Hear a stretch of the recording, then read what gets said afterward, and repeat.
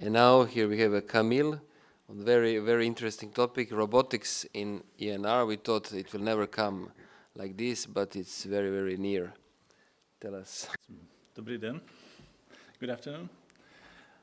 Thank you, Ivan, for the invitation. And maybe you know me, I'm a big fan of new technologies. So if my wife asks me to help her to clean the home, this is my selection, this is my choice. Maybe you may say I'm too lazy or something, but definitely we can find a lot of advantages of such device comparing to the previous one. So let me introduce the robotic system nowadays we have. By the way, we describe the possibility how can we improve management of the ischemic stroke by using new technology and robotic system as well. And Ivan is part of, he's a member of this committee. And so nowadays, robotic system can bring us some advantages, like reduction of radiation dose for operator. Of course, it was really important during the COVID era to decrease the risk of infection. But we can see that there are some very critical moments we can do some parts of the procedure more precisely, and potentially we can do it from another hospital. So potentially we can help younger colleagues, etc. But nowadays, robotic system is just the first generation, so we can find also some limits, like working length of the robotic arm. This robotic system is designed to use rapid exchange catheters, balloon catheters, and the recommended wire is 0.14, and there is the possibility to manipulate with only one device. We perform such procedures like diagnostic angiography, vertebral descending, carotid descending, intracranial angioplasty, meningioma embolization, navigation of the microcatheter to the target position. And we treated intracranial aneurysm mostly by different techniques, including coiling, standard system coiling, flow diverter implantation, and we perform also some peripheral procedures like renal artery stenting. So this robotic system is mostly designed for the treatment of intracranial aneurysm. That's why I'm sorry, I'll be focused to hemorrhagic stroke mostly.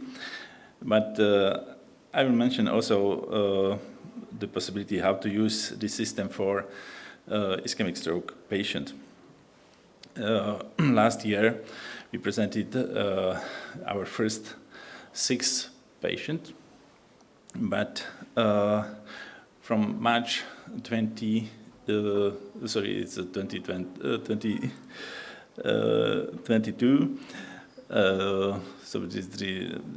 the period is 1 year. There's a mistake, sorry for that. We treated 43 cerebral aneurysms, and coiling was performed in 4 cases. Standard system coiling in 8, and the rest was treated by flow diverter implantation. The most common location was internal carotid artery, but I'll show you that we treated different locations, including basilar artery, basilar tip aneurysm, middle cerebral artery aneurysm bifurcation, as well ACOM, and as well A2 precausal artery aneurysm. I was happy that we have no peripheral, pre-procedural rupture of the aneurysm, and let me show you a few examples. This is the ruptured ACOM. You can see irregular shape of the aneurysm, and this is after robotic coiling.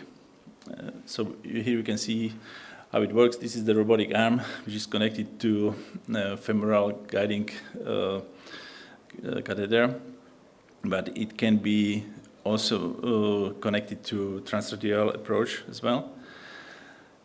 Another case, it was ruptured internal carotid artery aneurysm. You can see subarachnoid hemorrhage.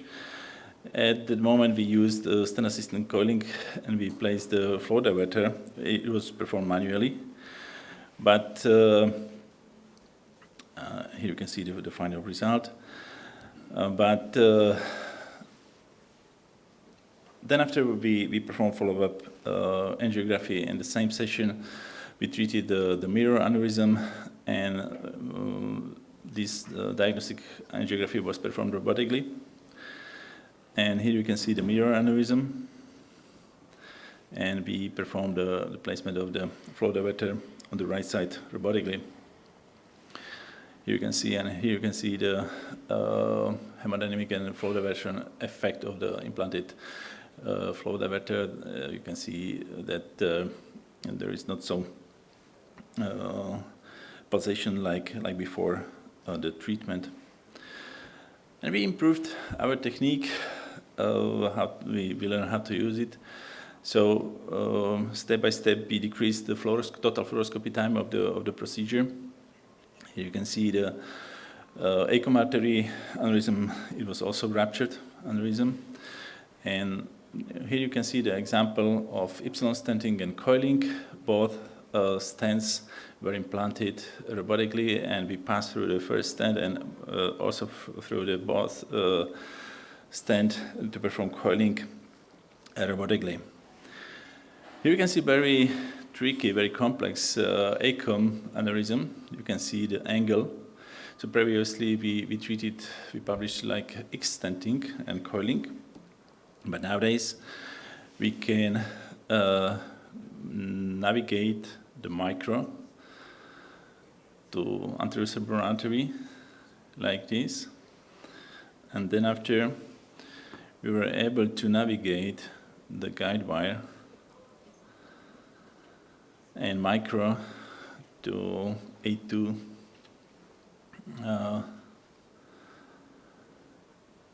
of anterior cerebral artery. You can see we use joysticks.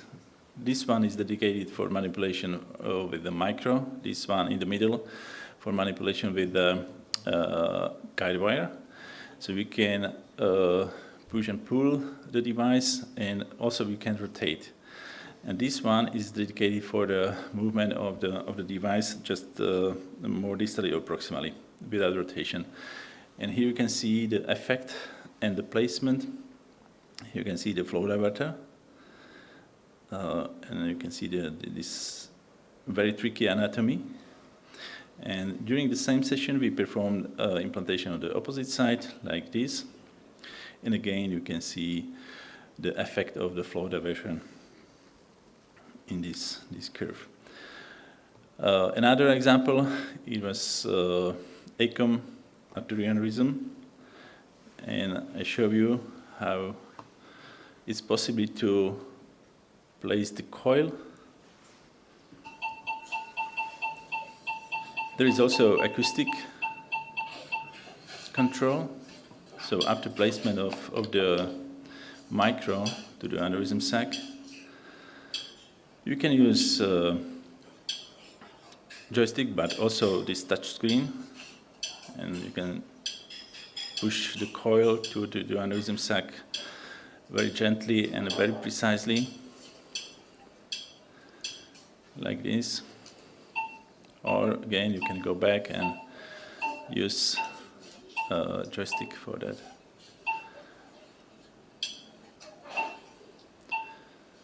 What is the good for me that the positioning and this robotic system is able to keep the position of the microcatheter probably better than you do it manually.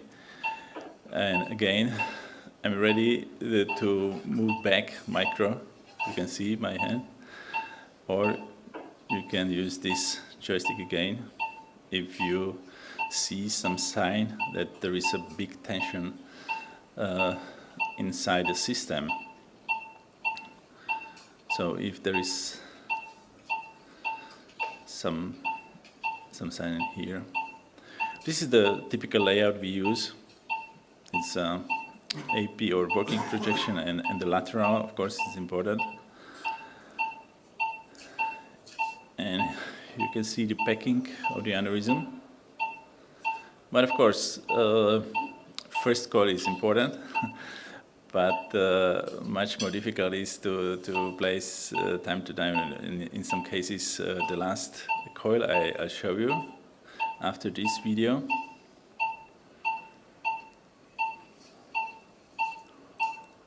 So we are approaching to the end of the coil. Now it's placed to the aneurysm sac correctly. And this is the next video. You can see the good packing density. And this is the placement of the last coil.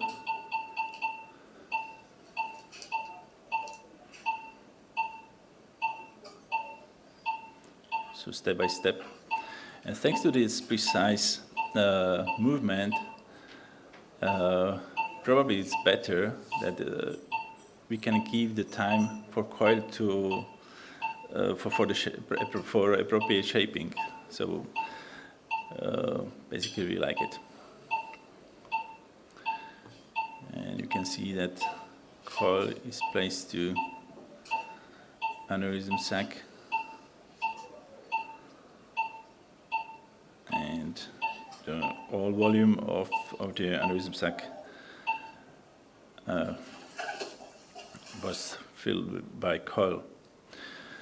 Another example, nowadays we have 80 cases with robotic system. As I mentioned, not only intracranial aneurysm, but here you can see the widening aneurysm, and you know that usually if you go with the guide wire, you need to create the loop through the aneurysm sac. So again, thanks to this robotic system, we were able to navigate the micro wire directly, and here you can see the flow diverter and the venous phase and contrast stagnation in aneurysm sac. So this is regarding the hemorrhagic stroke. And let's move to ischemic stroke. Of course, we can divide this topic to prevention and the treatment of acute ischemic stroke. So for prevention, we can treat time to time very significant stenosis at the vertebral artery if the contract artery is hypoplastic and the patient is symptomatic. And as you can see, in this case, transradial approach was used.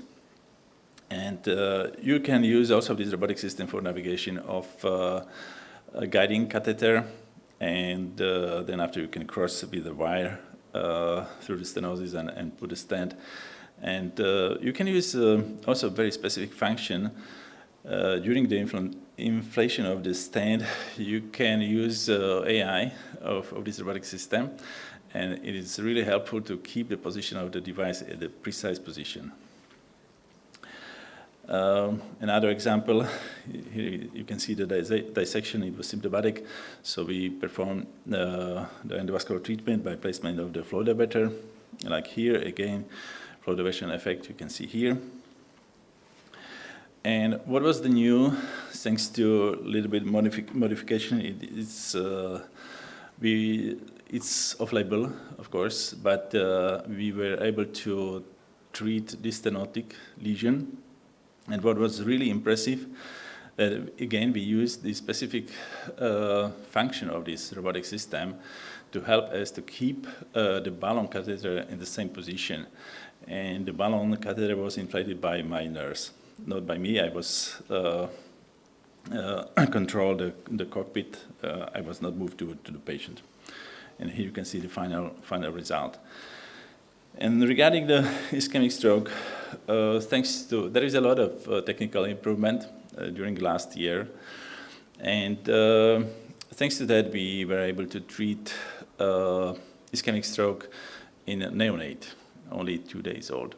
Of course, it was performed manually, but we tested this robotic system for treatment of acute ischemic occlusion like this, and we were able to retrieve the clot with this robotic system. So basically, this robotic system can be used for crossing the occlusion, placement of the thrombectomy device, and pulling back a thrombectomy device together with clot, like we do it manually.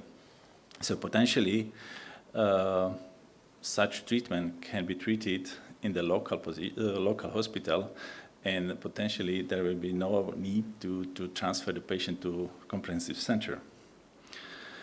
So what will be the next? Maybe another new technology. We need to wait, and I would like to thanks for your attention.